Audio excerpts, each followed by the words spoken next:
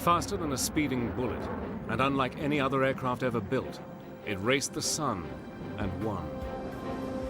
Flying at speeds of 2,000 miles an hour, in the top 1% of the Earth's atmosphere, it holds every major speed and altitude record for a jet. You did all of this effortlessly, and that was the feeling you had, that you had control of so much power. It was the world's first stealth aircraft, flying over enemy territory and photographing 100,000 square miles of the Earth's surface in an hour. You were sitting at the very front of that 107-foot-long spear penetrating enemy airspace. You were truly the tip of the sword. If anything went wrong, we would be on the 6 o'clock news. Once shrouded in secrecy, Battle Stations now reveals, using archive film and color reenactments, the covert world of the SR-71 Blackbird.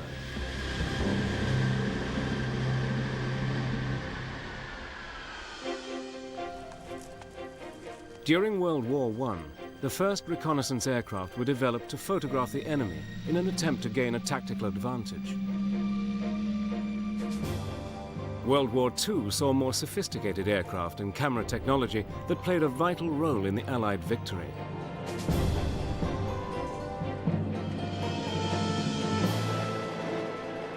After the Second World War, the world was left with two ideologically opposed superpowers.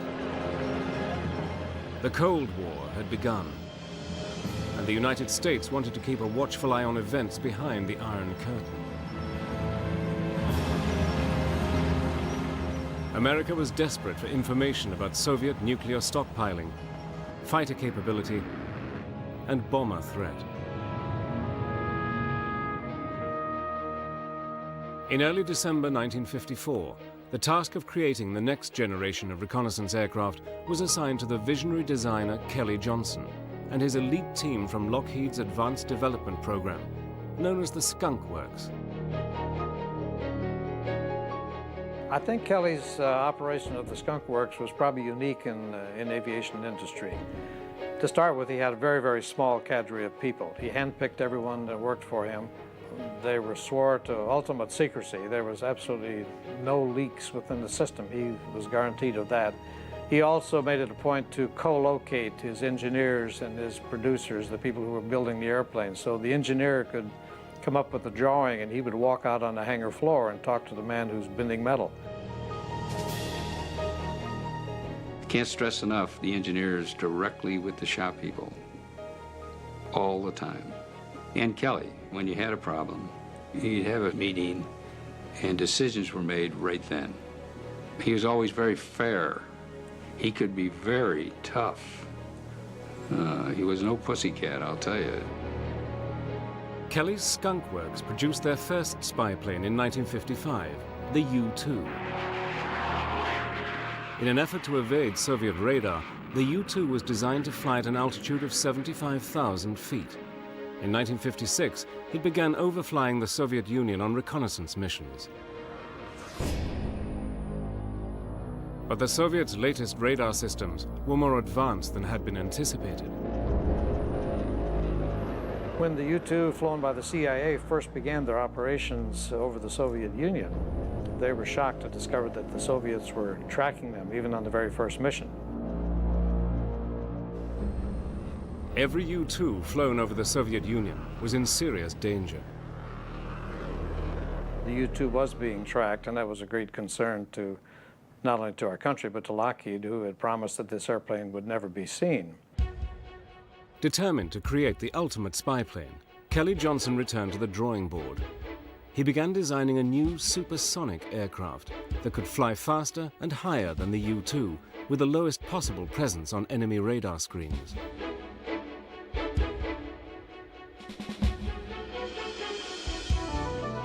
Then, on the 1st of May 1960, disaster struck. A U-2 flown by Francis Gary Powers was shot down by an SA-2 missile.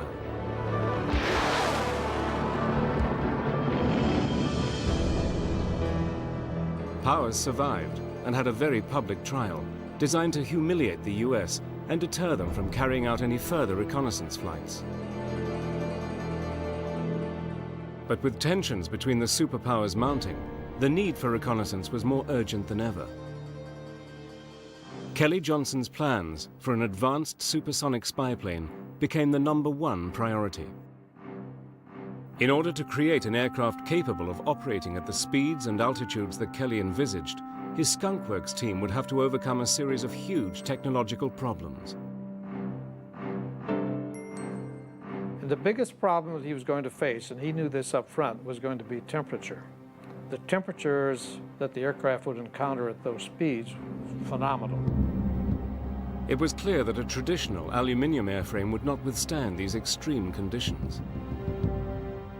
You could not fly an airplane past 2.6 Mach, and you just barely make it then with aluminum because the airplane had just turned to jelly.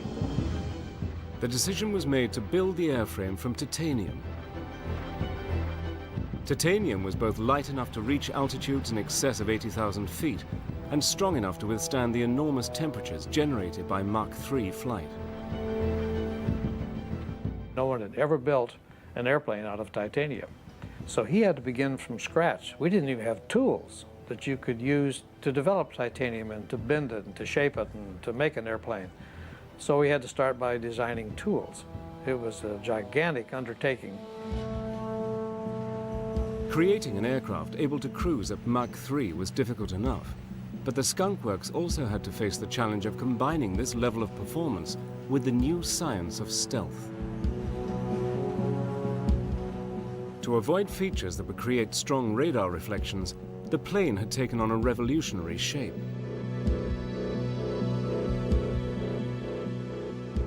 The wings were blended into the body, and the long surfaces on the forward fuselage, known as chines, were designed to deflect incoming radar waves. As were the inward-angled twin fins, the pointed engine cones, and the nearly flat lower fuselage. Also, a special radar-absorbent plastic, or composite, was developed to be incorporated into all the leading edges. When you look at an SR-71, 20% of what you see is composite. You know, it's just unbelievable at that time. And it was developed in our shops. An SR-71 was 100 times smaller radar return than an F-14, which is only half as big and was developed 10 years later. So that was the really, truly first airplane specifically designed with stealth in mind. On the 22nd of December 1964, the SR-71 was rolled out onto the flight line at Lockheed's Burbank plant.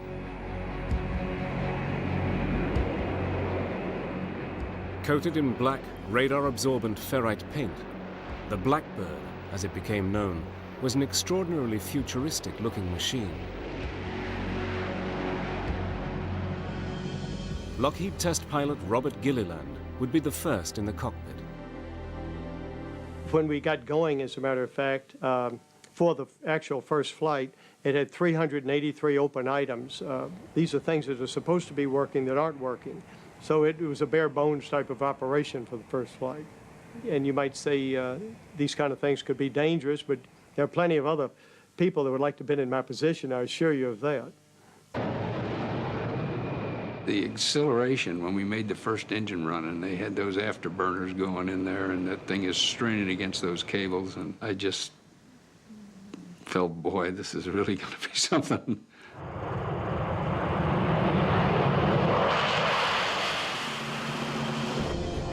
The flight lasted just over 1 hour, reaching top speeds of over 1,000 miles an hour, a phenomenal accomplishment for a first flight of any aircraft. Kelly Johnson was there and some of his guests were there, and I don't remember who all else was there, but the whole kit and caboodle were very happy, including me. It seemed that Kelly had created his ultimate spy plane. But would it be able to evade radar and fly high enough and fast enough to escape the Soviet fighters and missiles?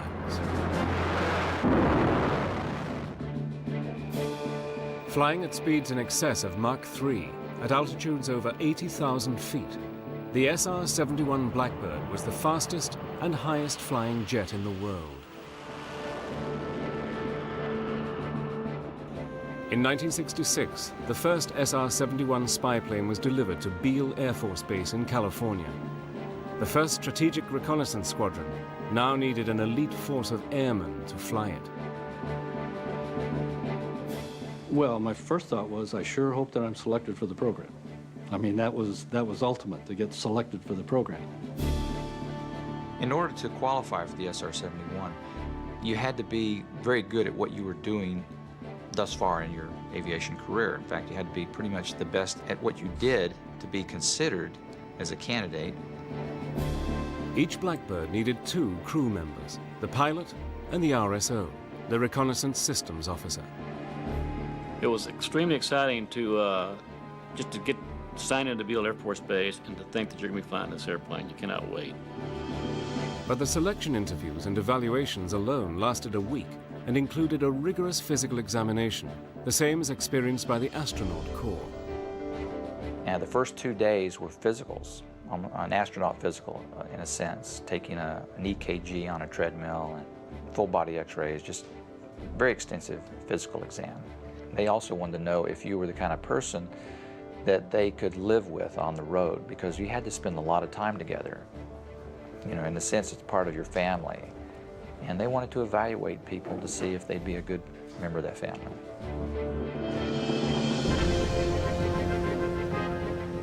The pilot began his actual training with long hours in T-38s and in the SR-71 simulator. The intense simulator sessions tested the crew members to their limits. They basically made it a grueling experience. They would just give me multiple malfunctions to deal with. In fact, they just keep giving you another problem on top of another problem until you're juggling 5 or 6 or 7 balls at once. And eventually you have to start dropping them. And they would evaluate how you prioritized which ball do you drop. After months of training, the crews were ready for their first flight together. The extreme speed and altitude called for special protection, and this came in the shape of the $120,000 pressure suit. 2 technicians suit you up. You step down into it, you put your arms into it, and it comes up to your back. The boots are separate from the suit, and they're just regular, real combat boots. The gloves are especially handmade for you, and they snap on with little O-rings onto your suit. Then when you put the helmet on, it's quite heavy, and once they snap it down, you hear yourself breathing. For a few moments there, you get some claustrophobia. I did anyway. The suit was designed to have 100% oxygen in the nasal cavity area, and then compressed air in the rest of the suit, so that if you were to lose cabin pressure at 80,000 feet or above, the nitrogen bubbles in your system would come out and your blood would boil. So you need some kind of an environment around you. That's what the pressure suit provided. Suited up, the pilot and RSO are ready to be escorted out to the aircraft for their first flight together.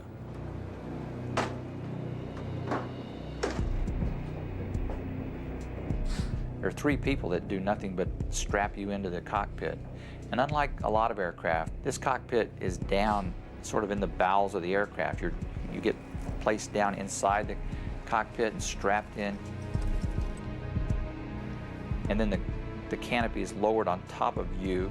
You don't even lower it yourself. Someone has to do that for you and lock it down. You're kind of becoming part of the aircraft, and it's becoming part of you. A shot of triethyl borane gas ignites the fuel, and the J-58 engines are started.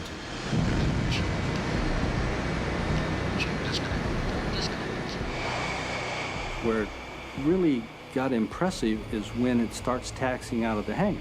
And it's 110 feet long, and so this thing keeps coming out, keeps coming out, keeps coming out, and all of a sudden you realize that's an awesome looking airplane as it gradually comes out of the hangar. So here we were looking at an airplane that was going to be going 2,000 miles an hour, and its design was so futuristic. It was like no other airplane that had ever been designed, because it was going to fly in an environment that no other airplane had ever been in. Tower Aspen 30 is #1 for takeoff. I'll never forget how it feels to light those afterburners and feel one light before the other one does, and it jerks you pretty hard. And it accelerates rather rapidly. Just a matter of seconds, you're hitting 180 knots indicated airspeed, lifting off at 210, making sure you get the gear retracted before it overspeeds at 300 knots. And you keep pulling that nose up to try to achieve the 400-knot climb out. And in less than 2 minutes from brake release, you're pulling it out of afterburner and you're level at 24,000 feet. It's quite a ride.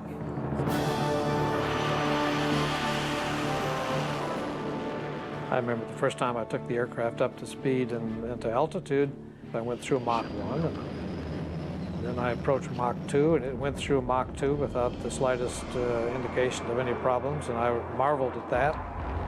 And then it rolled right on through Mach 3.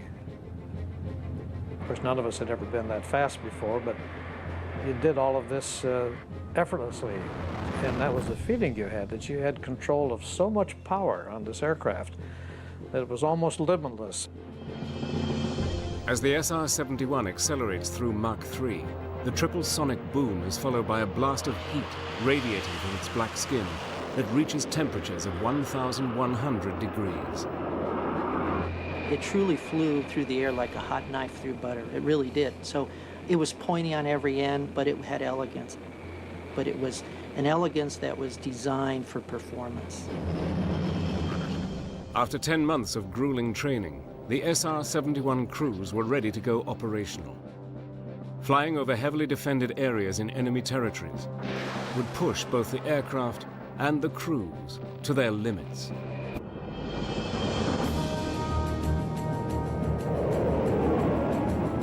On March the 21st, 1968, the first SR-71 operational sortie was flown out of Kadena Air Force Base, Okinawa, Japan.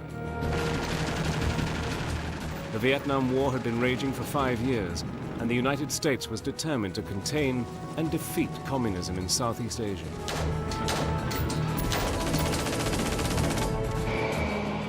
The role of the SR-71 would be to gather photographic and electronic intelligence of their enemies. They would fly daily over territories where one mistake could cost the lives of the crew and provoke an international incident. In this program, the margin for error was so narrow, almost to nothing, that it really was the pressure of flying the mission flawlessly. So that, because if anything went wrong, we would be on the 6 o'clock news.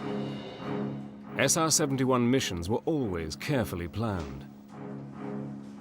In their briefing, the crews thoroughly study the mission route and surveillance areas and are warned of potential enemy threats.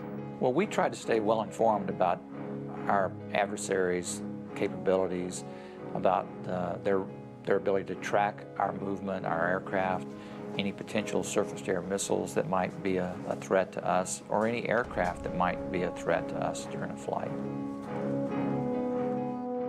3 hours before the mission, they have a medical checkup and eat a high-protein meal of steak and eggs. The crew chief and his staff spend hours inspecting the SR-71 for any possible mechanical problems. Pre-flight on the aircraft starts around midnight. We're staying for a 6 or 7 o'clock launch in the morning. And there's a lot of procedures that you go through. Cameras have to be uploaded. The bays are in the forward section of the chines, and then the cameras was electrically lifted up into it. We always loaded a light load of fuel for the mere fact that it's a lot easier on the airframe, it's a lot easier on the tires, the landing gear, and so forth like that. There was always excitement in the air, electrifying. Every time you fly the airplane, everybody was keyed up. Everybody did their job and did it extremely well and took it very, very seriously. Everybody worked together, and it was a team effort, and everybody knew that they was striving for that one thing, and it was perfection. The SR-71 demanded it because there was no room for error. When you get ready to launch the airplane there, things are happening so fast that you send the airplane off, and of course you're going to be concerned about whether or not it's going to come back. You're constantly thinking whether everything is correct or not, and those questions kind of creep into your mind.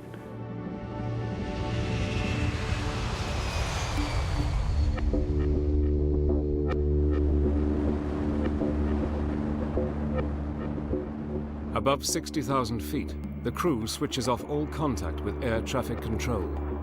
Only a select few know where the Blackbird goes next. The pilot in the SR-71 spent all of his time flying the airplane.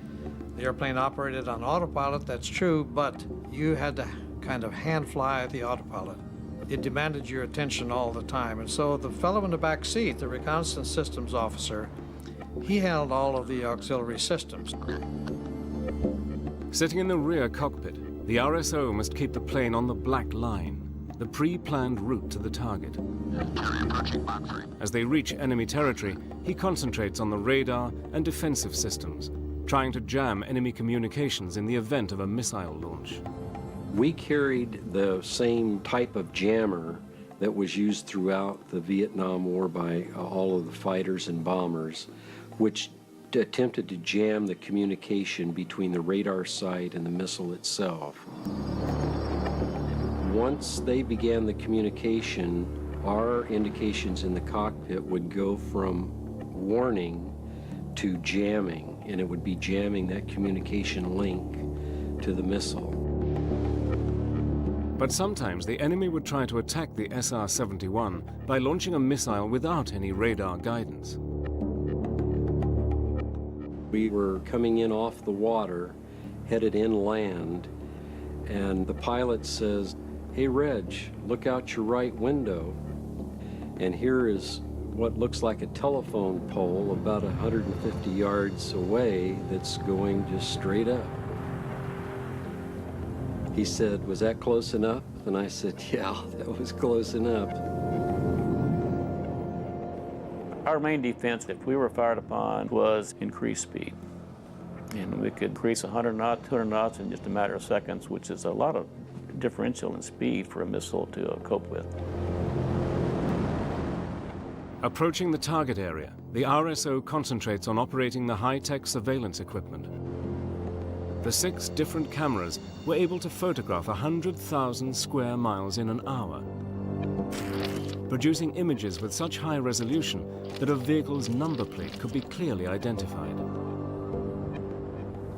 The surveying capability of the aircraft was fantastic because you're going in a straight line for 2,000 miles. You could look out as far as the horizon goes, and from horizon to horizon, that's what you could survey.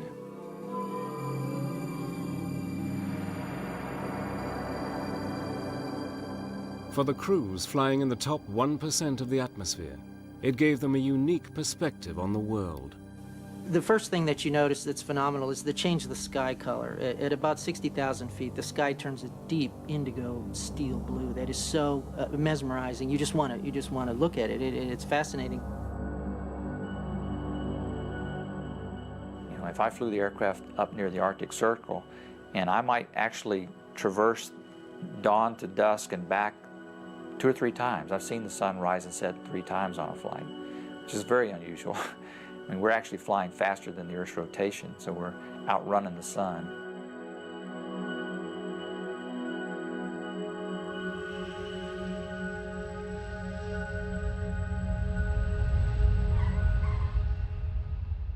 On landing, the highest priority is to download the cameras, known as sensors, as quickly as possible.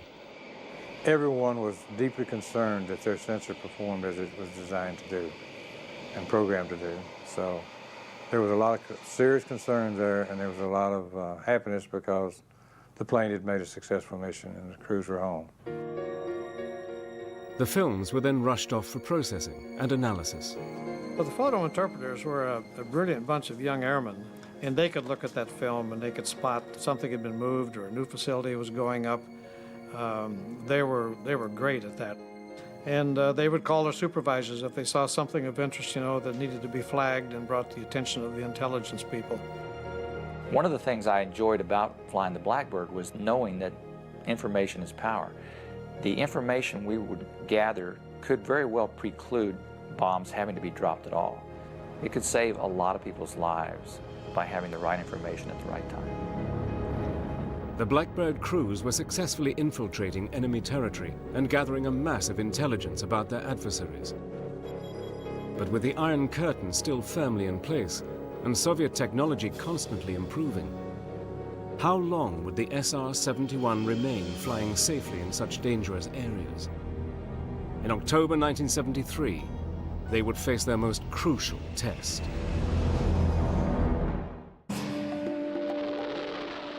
In the early 1970s, the world's attention focused on the Middle East. Tension between America's ally Israel and her Arab neighbors was reaching breaking point. On the 6th of October 1973, Soviet-backed Egypt and Syria attacked Israel and made dramatic territorial gains.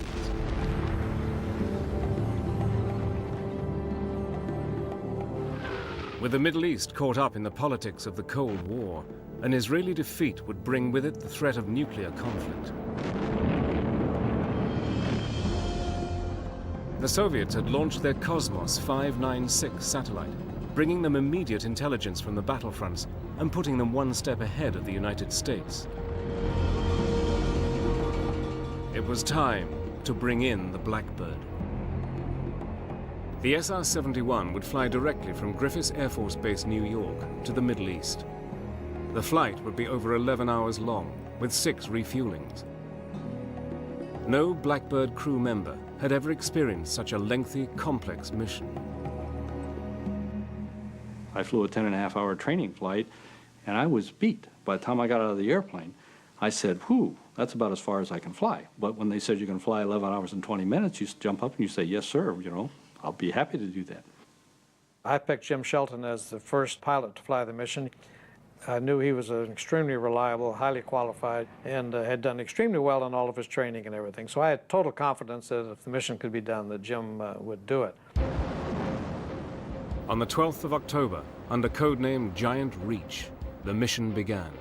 We took off from Rome, New York around 1 or 2 in the morning because you want to be over a target area somewhere between 11 and 1 o'clock. This allows you to have some shadows so the photo interpreters can go ahead and judge elevation, but yet get you the best sun position you can have. By 10 o'clock in the morning, the SR-71 had reached its second refueling point over Portugal. Because of the highly classified nature of this mission, no one other than the tanker crew knew they were coming. On the way into that particular refueling, the tanker crews said the Portuguese control kept calling out an airplane in relation to the tanker. And the tanker says, you know, we don't see anybody. Of course, they knew it was us, but I'm sure that they could tell on their scope something was happening because the 2 blips merged for a while, for 20 minutes, and then this one accelerates on. Jim Shelton approached the Egyptian coastline. The Egyptians were well equipped, with their Soviet allies constantly replenishing their supplies. Russia was developing the SA-5, which was a missile that would go up above, well above your altitude and come back down at you. And yes, that was a concern. With 160 SAM missile sites, many secretly commanded by Soviets, and sophisticated radar tracking systems, they were on full-scale alert, watching the skies for any enemy infiltration. As soon as we got into range of the Egyptian SAM sites, they started tracking us. The Egyptians, alerted to an unidentified aircraft appearing on their radar systems and presuming the plane to be either Israeli or American, scrambled to launch their surface-to-air missiles. 80,000 feet above them, traveling at a speed of over Mach 3, Jim Shelton's Blackbird was gathering thousands of feet of film, capturing the extent and whereabouts of the Egyptian military forces. You had the radar receiver in the back cockpit. Gary could tell me that, yes, now we're being tracked by some SAM missile. We need to do something. So at that particular point, we would jam, we would speed up. By the time the Egyptian missiles were ready to fire, the SR-71 had already cleared their airspace and was speeding towards Israel.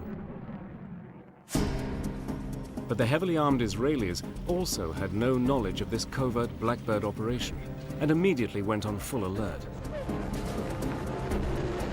When we rolled in on the first pass over Israel, my defensive system just lighted up like a pinball machine.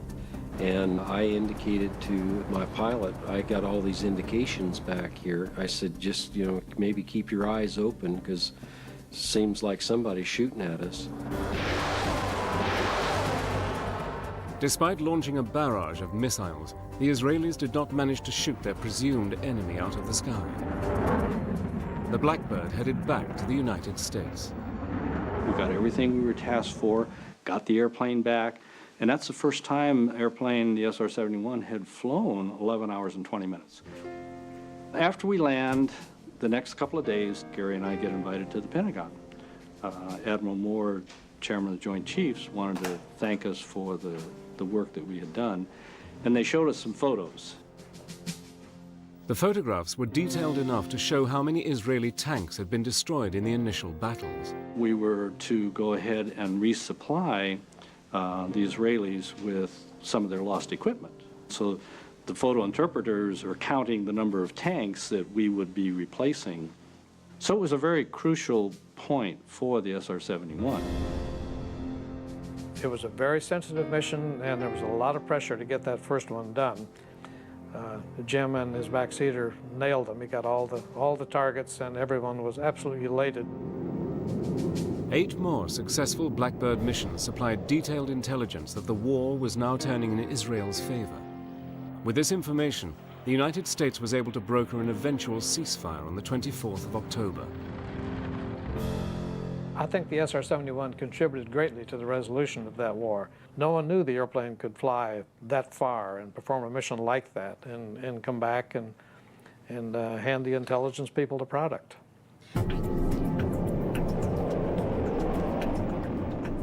The Blackbird was also a record breaker. On September the 13th, 1974, Kelly Johnson's SR-71 flew across 7 time zones from London to Los Angeles in a race with the sun, taking just 3 hours, 47 minutes, and 39 seconds. For the record-breaking flight, I was over at the FAA Control Center, and the controller, it's a huge screen, and he said, here's a 747 coming out of Phoenix. And it'd go blip. Blip. It moved about ½ inch or ¼ inch. He said, okay, get ready. Here comes the SR-71 out of Canada. And it goes, brrrt, and there goes my antenna, brrrt, there goes Idaho. and get ready, boom! And it almost blew us out of the way because he was right overhead. And he was starting to decel, but he managed to blow the windows out of Zaza Gabor's house in the Hollywood Hills. In the same year, the Blackbird had flown a record-breaking flight from New York to London. 52 years earlier, Charles Lindbergh had flown approximately the same distance in 33 hours. The SR-71 made the flight in 1 hour, 55 minutes, and 42 seconds. But the SR-71 would soon be needed in a more serious capacity. Another Soviet-backed Middle Eastern enemy was on the warpath and was determined to humiliate the United States. There would be no better way than to shoot the SR-71 out of the sky.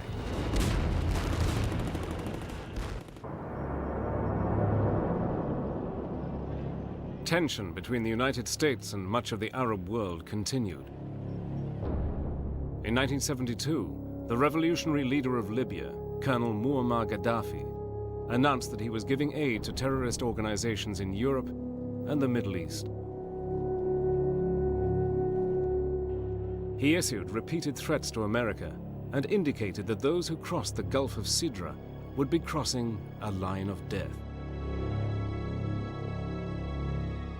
By the spring of 1986, worldwide terrorism had reached unprecedented levels.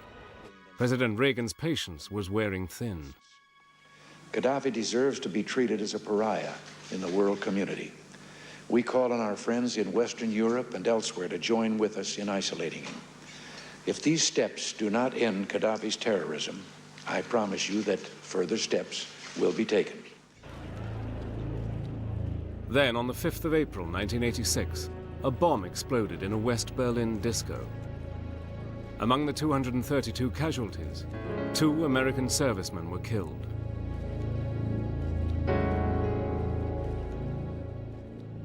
The United States found clear evidence that Libyan leader Colonel Gaddafi was behind the attack.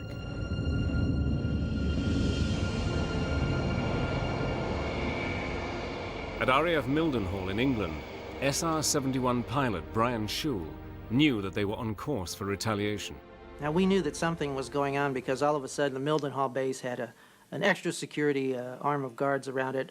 Our BOQ living quarters had armed guards at the doors. The next thing you knew, every tanker in the Air Force practically was landing at Mildenhall. There were new airplanes on the ramp that you hadn't seen before. And it was no secret to every Brit aircraft spotter out there that there was something going on. The British government would allow the United States to fly the missions from their bases in England.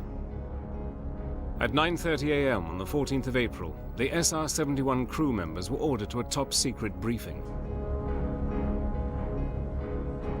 They were informed that the 48th Tactical Fighter Wing at Lakenheath would be striking selected Libyan targets within hours. When we heard the words, this morning at 2 a.m., the F-111s are launching, we were a little surprised that, wow, this is for real, it's happening. The SR-71's job would be to record the results of the airstrikes against Tripoli and Benghazi. That night, the F-111s began their mission. So when we're trying to sleep, in the middle of the night, you're awakened by the roar of F-111s taking off. Listening to that, it was quite serious at that time because we knew maybe some of those people wouldn't come back.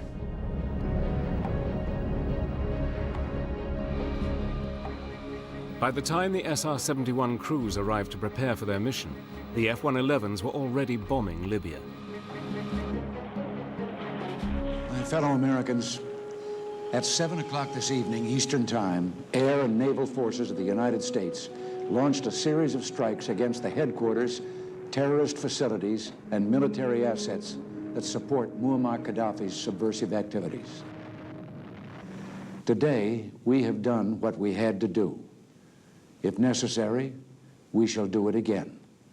The 111s had a number of targets to take out missile defenses, sites and things, but also all the terrorist training camps, and to really hit Gaddafi's headquarters, basically, to really show him that we're going to come right into his backyard. Our job was to come and assess everything that was done, gather pictures and target data for maybe succeeding strikes. Flying in directly after a bombing raid, the crews could expect Libya's sophisticated air defense network to be on full alert and eager to retaliate. We were subsonic off Lanzan, getting ready to get to the tanker, and we saw the string of F-111s coming back.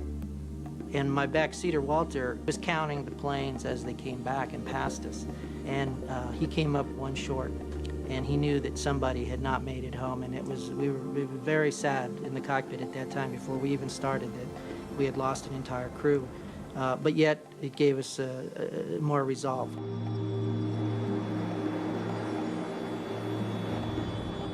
After refueling and now traveling at supersonic speeds, they neared the Gulf of Sidra and the Libyan target area. We're doing over 2,000 miles an hour at this point, and we were like a speeding bullet, except faster. And we had crossed the line of death with impunity. But the Libyans, equipped with the latest Soviet long-range high-altitude missiles, posed the greatest threat yet to the Blackbird. It was at that time that Walter started picking up some missile signals. He got 2 indications and then actually got a launch indication. And we had a big decision to make where we were running into the target area before we made the turn. Do we continue to that point where Gaddafi's headquarters were, or do we make a turn away now to save ourselves from the missiles? And our decision was to push the throttles forward, and we thought in 14 seconds we can beat that missile to that point and then make the turn.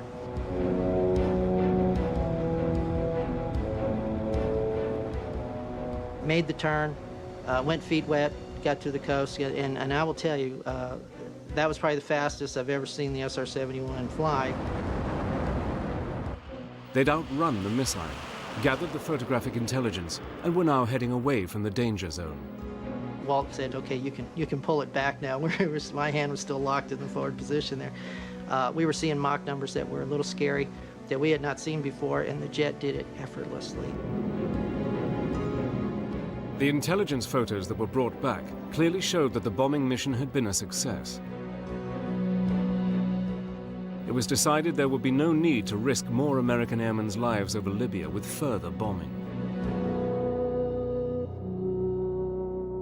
We brought back the confirmation of to whether we needed to go in again or not, what we had really done, where their defenses were, what they really had. But we made a statement to Gaddafi, and if you'll notice, you remember, you didn't hear a lot from him for a long time after that. But despite the success of the SR-71s over Libya, its days were numbered. At the end of the 1980s, it was decided that the cost of operating the SR-71 was no longer sustainable. The Blackbird program was terminated. From now on, all American surveillance would be carried out by satellites. The reason that was given was that it was too expensive. Well, it's reconnaissance. That's sometimes that can be very expensive. And if you don't have reconnaissance, you're pretty blinded. And now they like to say that the satellites can do it all. And satellites can do a great deal, and they're magnificent capabilities. But there are things they can't do, and there are things that are unique that only the SR-71 can do. On December the 20th, 1989, the SR-71 made a final pass down the runway at Lockheed's Burbank plant in honor of all those who worked on this exceptional plane. Kelly Johnson was there to pay an emotional farewell to his favorite creation. You can't say enough about Kelly Johnson himself. You know, he was an absolute aeronautical genius. Working for Lockheed, I think he's made the greatest aircraft that ever existed. There's just something about the sleek SR-71 that makes it in a class of one. There is no other. Impressive to the last, the Blackbird set 4 international speed records while being delivered to the Smithsonian National Air and Space Museum. People love a winner. They love when someone is the best in their field. This aircraft was the best in its field. It was the prime speed machine of the world. Every speed and altitude record that it set, it holds to this day. The SR-71 Blackbird served 6 different presidents and saw action on hot and cold war fronts alike. And despite being shot at over 4,000 times, no aircraft was ever lost to enemy fire. It is the only operational airplane in the history of the American Air Force in which no Air Force crew members were ever killed. That's a record that no other airplane has. And when you consider the environment in which it flew, the speed, the altitude, the temperatures, that's a real credit to Kelly Johnson.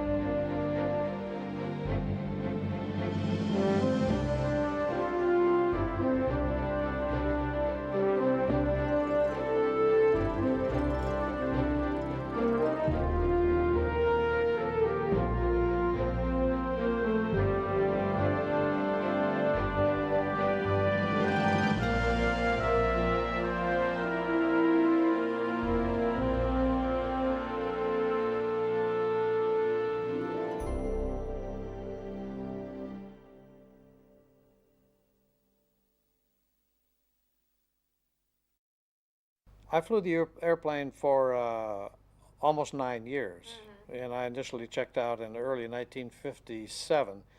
So I flew the airplane a long time after Mr. Powers went down in 1960, including all of the Cuban missions and missions in Vietnam and missions at other locations around the world. Well, of course, when he went to be selected for the program, none of us had seen the airplane. But we knew now of its existence, and we had seen photographs of it. and everyone was very excited. Now, I had been flying the U-2 for almost 9 years, so I knew my days in that program were bound to be numbered. And usually what happens when you leave a program like that, you go to a headquarters in a staff position and you get to fly a desk for several years. And I certainly didn't want that to happen. I wanted to continue to fly as all pilots do. So when I was given the opportunity to start all over with another brand new program, I was just absolutely delighted. Flying the aircraft in transitioning from the U-2 was quite a radical transition, because the airplane was much bigger, heavier, handled considerably different. The U-2, for example, had a yoke, had a wheel like a multi-engine airplane has, whereas the SR-71 had a stick like most fighters would have. And having been flying in fighters for many years before I got into reconnaissance, I was overjoyed to see a stick in the cockpit instead of a wheel. But the B-58 pilots, I think, who came into the program probably found that transition very easy, because I think it handled subsonically quite a lot like the B-58 Hustler bomber did. Now, when you transitioned to supersonic performance, then the aircraft became very demanding on the pilot and the backseater, or RSO, Reconnaissance Systems Officer. It demanded all of your attention all the time. You didn't dare spend much time looking at the scenery or watching the world go by. You had to be flying that airplane every second of the time. And in contrast to the U-2, which had subsonic speeds, so it wasn't anything that was too demanding, had a nice autopilot. I've taken naps and written letters and read a chapter in a book when I'm flying the U-2 over the ocean or someplace where I'm not asked to do anything except get from point A to point B. You would never do that in the SR-71. You have to fly the airplane every bit of the time. But again, it's still a very, very honest airplane. I don't think anyone who flew the airplane had any reservations about the nature of the mission or what we were doing with the mission, where we were flying, what our mission objective was, what we were trying to collect, whether it was electronic intelligence or whether it was photo or radar. We had all of those systems on board the airplane, and so we had multiple targets that we were looking for, and some of them involved overflights and some of them involved peripheral work. And I don't think anyone was really concerned about that aspect of the mission at all. In fact, it used to be rather enjoyable when MiGs would be launched to intercept the SR-71, because they delighted in trying to do that. They would love to have been able to shoot down an SR-71. Of course, they never could. But you could see contrails of the MiGs when they were scrambling and coming up, and it was kind of like tweaking the lion's tail. You could just ignore them and watch them fall out of the sky and just press on with the mission. So in that sense, it was a little bit of entertainment for us. Flying the aircraft at Mach 3 was almost disappointing, because there was no particular sensation of speed. You were too far above everything to get a sensation of speed. The most impressive thing going on would be watching the instruments and seeing what an amazing Mach number you would just pass through. I remember the first time I took the aircraft up to speed and to altitude. I had been supersonic before in a number of airplanes, but all of a sudden in this aircraft I went through Mach 1, and then I approached Mach 2, and it went through Mach 2 without the slightest indication of any problems, and I marveled at that. And then it rolled right on through Mach 3. And of course, none of us had ever been that fast before, but depending upon the airplane that particular day, if it was a nice day and the airplane was nice to you, why, you did all of this effortlessly. And that was the feeling you had, that you had control of so much power on this aircraft. It was almost limitless, and when you got to the desired speed and altitude, you actually had to throttle back. And you'd be cruising at 2,000 miles an hour with the throttle way back from its normal full power climb performance. So the impression you had is that you just had a vehicle with unlimited power and speed potential. Well, the 2 years that I was wing commander, 73 through 75, I think there were two events that highlight the tour that I had of that command. One was, of course, the October missions over the Middle East, and the other was the opportunity to, for the first time, put the aircraft on public display overseas. And in the process of getting there, we were authorized to set some world speed records and to take the aircraft into Farnborough Air Show and in the UK. Getting it over there and putting it on display was enough to get us all very excited, but then to be allowed to set the speed record, which we knew we would set anyway, whether they acknowledged it or not. But they allowed us to make the official run and document the speed run. So again, I picked Jim Sullivan, who at that time was the chief of standardization. I always pick my chief of stand board as my #1 guy to fly the big mission. And again, this was going to be a pre-announced attempt at a world record, and we had to do it. Once you pre-announce it, you can't afford to fall down. And so we were very concerned that this go as planned. We actually launched 2 airplanes out of California, and the record attempt was to be from New York to London. So we had 2 airplanes flying, I think it was 30 minutes apart.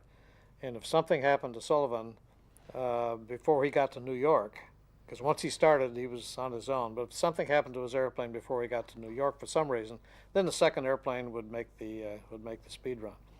But his aircraft worked flawlessly all the way across, and so we set that speed record of I think it was 1 hour and 55 minutes from New York to London. And then we were given the opportunity to set another world speed record on the return flight. So I picked another crew. This time I picked a young crew. I wanted the young guys to know that they also had a chance to participate in these things. So I picked a young crew. Buck Adams was the pilot who later retired as a general officer. But Buck flew from London to Los Angeles and set a world speed record in 3 hours and 55 minutes. Now those records would have been much shorter, except that we had to do some in-flight refueling. We had planned on going to London unrefueled. The airplane is perfectly capable of doing that. But the London weather was terrible, strangely to say. And so we knew we were going to arrive in the London area, and we would still be at speed and altitude over London, so we had to swing way over the English Channel halfway to Paris and back to descend and decelerate to come back to Farnborough to land.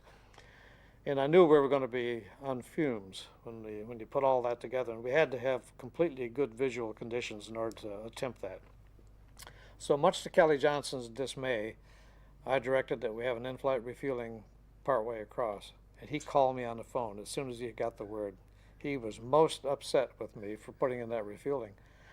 And I said, Kelly, it's going to add maybe 10 more minutes. It'll be a world record no matter what. And he said, yes, but I want to do it unrefueled. The airplane can do that. I said, I know it can do that, but it can't do it safely under these conditions. The weather is just too bad.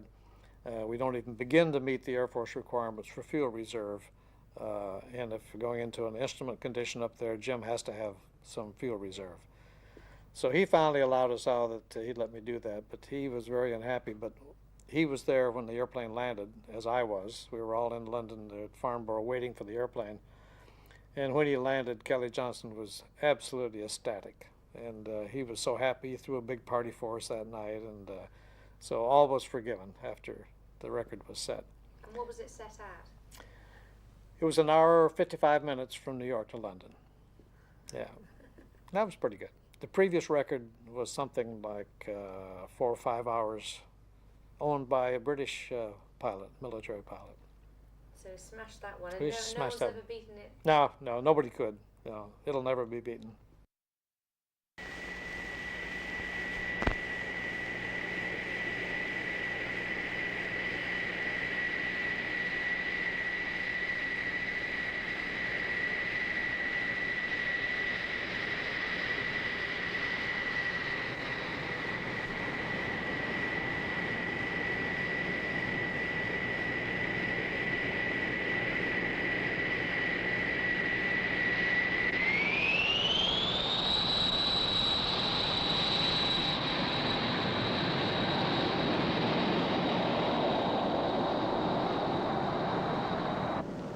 A United States Air Force Strategic Air Command weapon system. The SR-71, a highly sophisticated reconnaissance aircraft of the 60s, still ahead of the state-of-the-art in the 70s, was first announced in February 1964. The program was started initially with a systems project office given specialized management authority, and answering directly to Air Force headquarters. As the program progressed, the Specialized Management Authority was transferred to the present Advanced Systems Program Office with complete administrative, engineering, and logistics responsibility. A pattern now accepted for several key Department of Defense programs. The Lockheed Advanced Development Projects, nicknamed the Skunkworks since the early 40s, well known for its ability to produce in a tight security atmosphere, was selected to proceed with this highly sensitive program. A global reconnaissance system that would sustain altitudes above 80,000 feet at speeds beyond 2,000 miles per hour. With the experience gained on the YF-12 interceptor program, the task of producing the SR-71 was underway.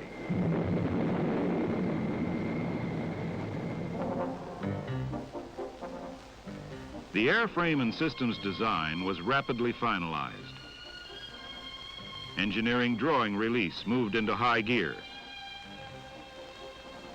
Titanium, a light, high-temperature resistant metal, was selected to endure the torturous environment of triple sonic flight. A shop workforce, already skilled in working with titanium, was expanded as production tooling and assemblies take shape. Ship number 1 moved into final assembly. Soon another milestone is reached. Maintaining tight security and under the cover of darkness, serial number 950 leaves the assembly plant. The convoy delivering the first airplane arrives at the flight test facility.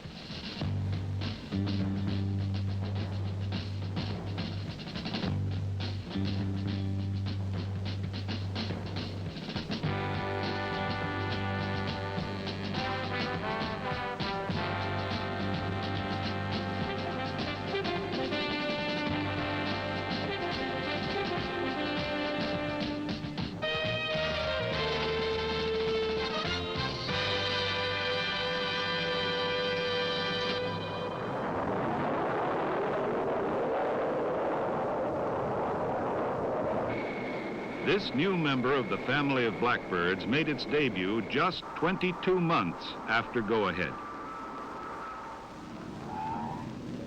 Production aircraft scheduled for evaluation soon arrived at Edwards Flight Test Center. Almost concurrently, Lockheed and Air Force flight test efforts proved the airplane and systems.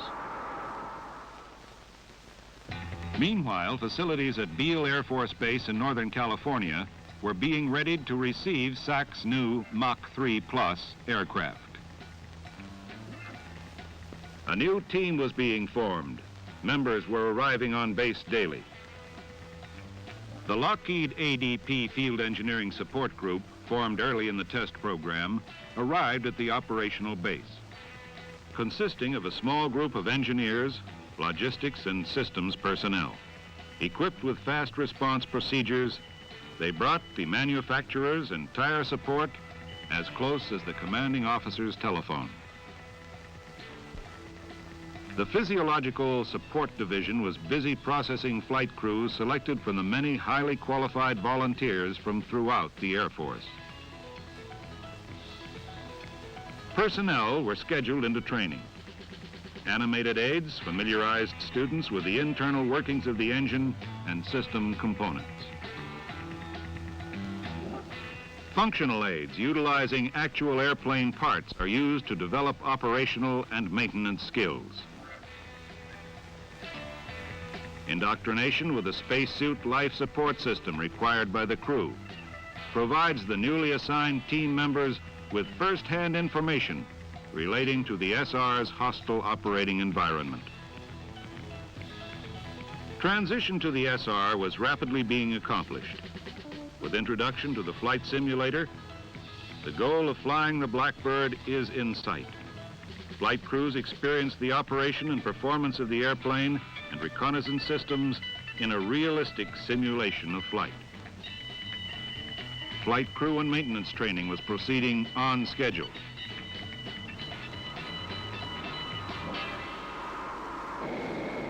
The all-important day is here. An anxiously awaited member of the team arrives on base. This first Blackbird received by the 9th Strategic Reconnaissance Wing was an SR-71B, a trainer. Enthusiastic team members are on hand to congratulate the commander and welcome the star performer.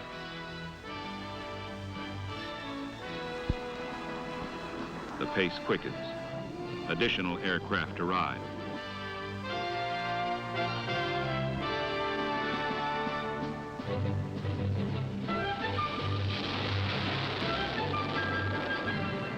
The new birds are on a busy flying schedule. Crews are eager to take to the skies.